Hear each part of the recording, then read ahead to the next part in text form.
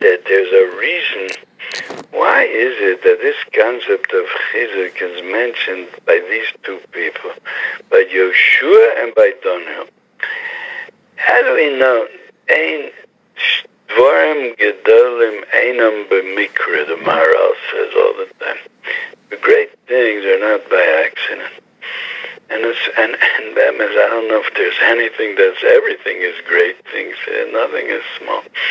The fact that it's these two people, even though I don't have a chazal for it, but it's something that you have to be mishbonen. And why is it that it's only by these two people? And Eliyahu Novi didn't need חיזוק when he started out becoming Eliyahu Novi, and Elisha and Achves, who knows all the other Nevi'im. And we don't know how they became Nevi'im, how it all started, but they didn't need חיזוק. Why is it mentioned only by these two? So I would say there's something special about these two, and it's interesting. Yehoshua is the beginning of coming into Eretz Yisrael. Daniel is the end of leaving Eretz Yisrael. It's the beginning and it's the end. And it comes to show you that you need חיזוק both in the beginning and the end in all times. Oh, that's the pasuk in the Kutim Moran. Kaveh in Tefillah, Kaveh El Hashem Hazak v'yametz libecha v'kaveh Nachamol Kaveh. That means both in the beginning and in the end. Emet. Yeah, so I'm saying like this. Yehoshua is the beginning. The beginning, you need war. You have to fight against the tremendous klipos, the tremendous tumor of the Shiva Umas. Eretz Yisrael was a place that it's the holiest place in the world on one end, but it could be the most Talmudic place in the world on the other hand. You see that, and the Gemara says in Sota Lamed Hey that Canaanim shebechutz la'aretz, you could be mekabel if they wanna keep be mekabel to keep the Sheva mitzvahs. So there's no din of lo sechaya kol neshama on them. But Canaanim in Eretz Yisrael, it doesn't help anything. Look in Tosfos over there. But once, Al Kolpanim, it comes out from Tosfos that once they started the war against the Goyim in Eretz Yisrael, it's too late. They lost their chance, and they can't be mekabel. Even if they say they'll be mekabel Shema mitzvahs, we still there's a halacha lo sechaya kol neshama, but the chutz la'aretz, where we can accept them even if they come from the Shiva Umas.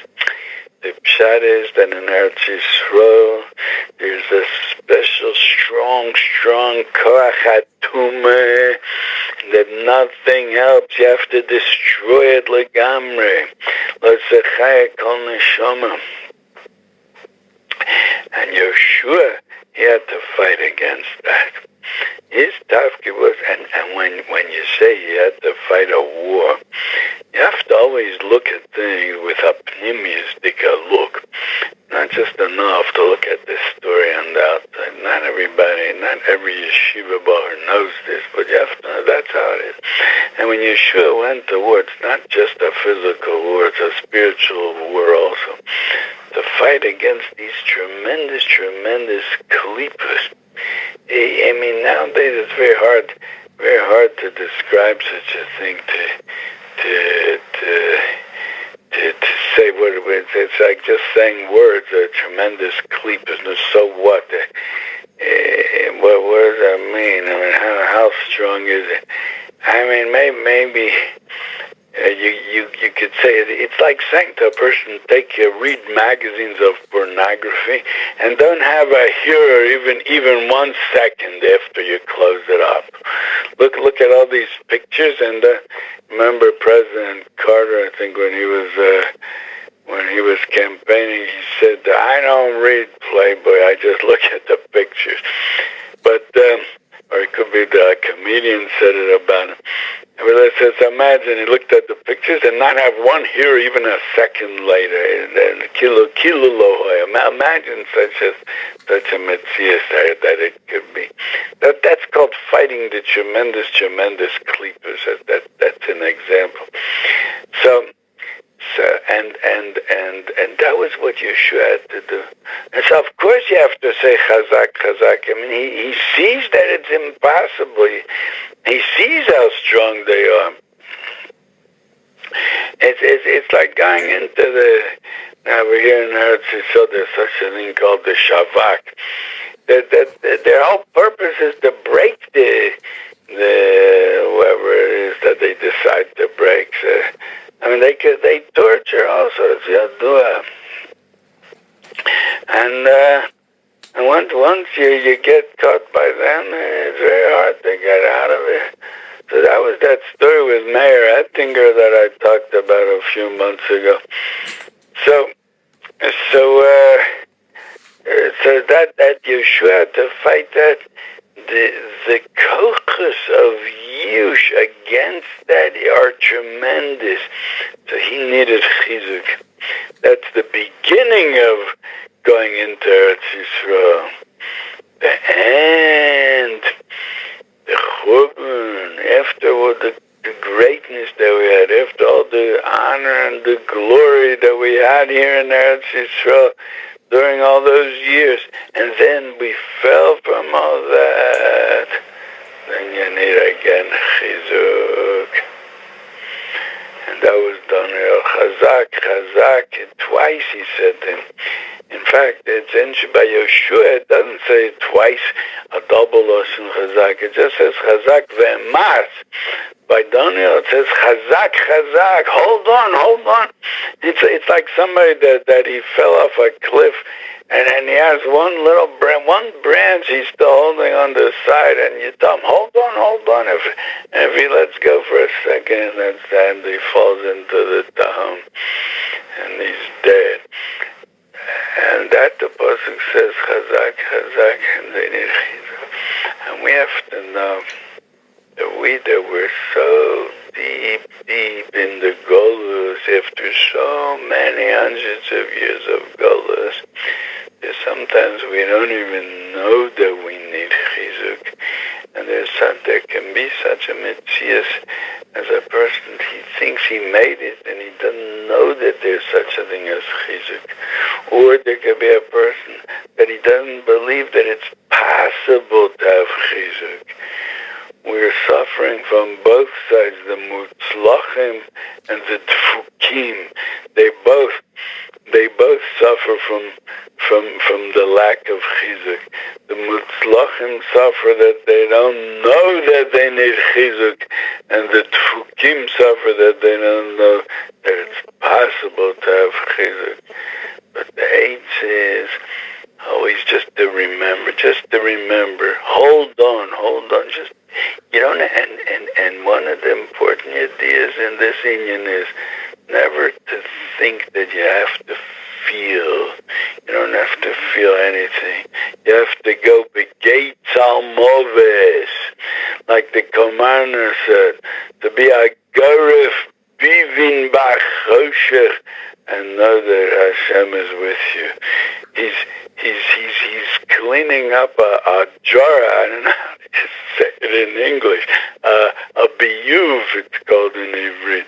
Cleaning out the dirty places, and in the darkness, and knowing this, I'm doing it for Ratzon Hashem. I don't see it, I don't feel, and my head is stopped up, and my heart is stopped up.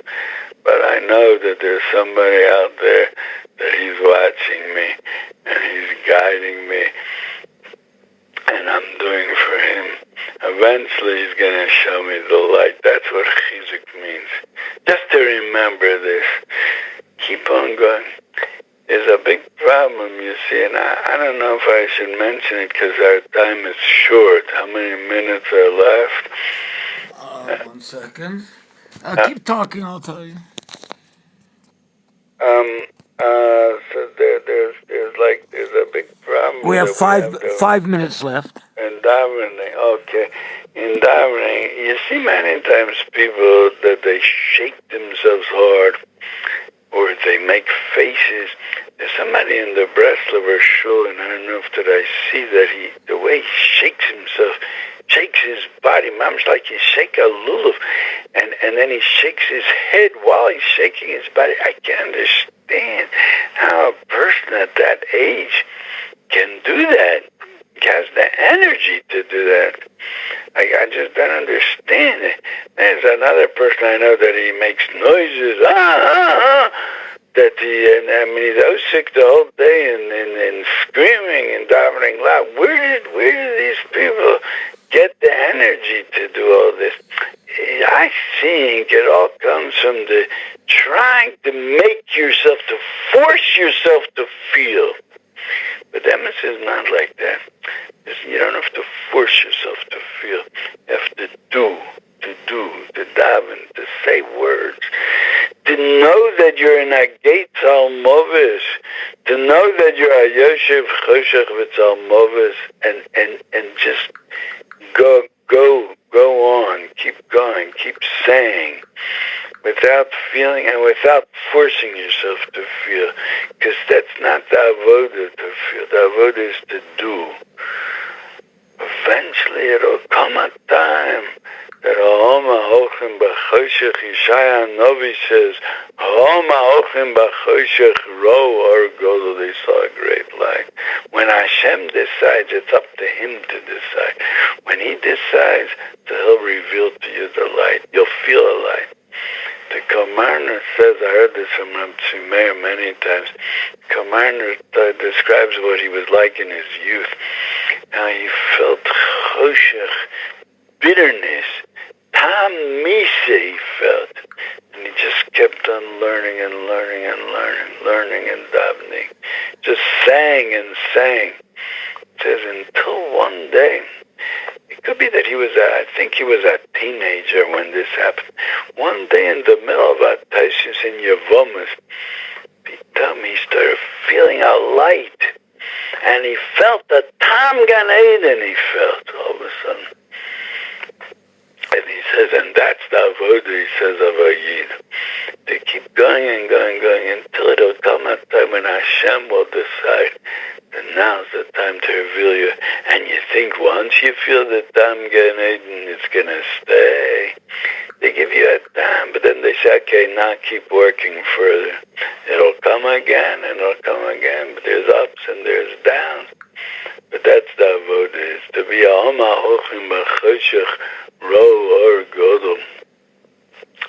And Meir brought that this is not known at all. Rabbi Yitzchak Baditcher, one of the tzaddikim, said in him, which you read the storybooks, Kilo, he was Lamish Habal Ruach HaKodesh, and he was making mofsim day and night, and he hardly was in Olam Hazeh, but he says there was a time in his earlier years when he fell into a Mara Shchora, a depression, and he davened with a siddur cotton. Meir says, I don't know what that means. He says he davened in a small siddur. It could be they had big siddurim with kavonas, maybe like siddur rashash. Like nowadays, every Baal Tshuva could daven out of it. Then every page it says one word, and it says all kinds of letters. The yud with these kind of nekudas, these kind of yuds and olives and all kinds of letters there, and you just look at it with your eyes, and you call yourself a machavan. It becomes. But it could be there. Levi Yitzhak Baditcher had a siddur like that, and it was printed in a big siddur because you need all these kavonas on every page. But when he had those kavonas, he really was there. He was in that place. It wasn't just plumbing of the heaven, like I call it. He was in the heaven, and he was seeing all these paths to reach Hashem through them. And then he fell into a depression, and he davened in a siddur cotton without the kavanah and without anything. But he kept davening, and he didn't just go race through the davening like we see minyanim nowadays. He probably davened slowly, word for word, and he kept on telling himself, Hashem is listening, I'm getting closer to him with these words. Didn't feel anything for Okay, Rabbi Kaplan, we'll take another break. Thank you.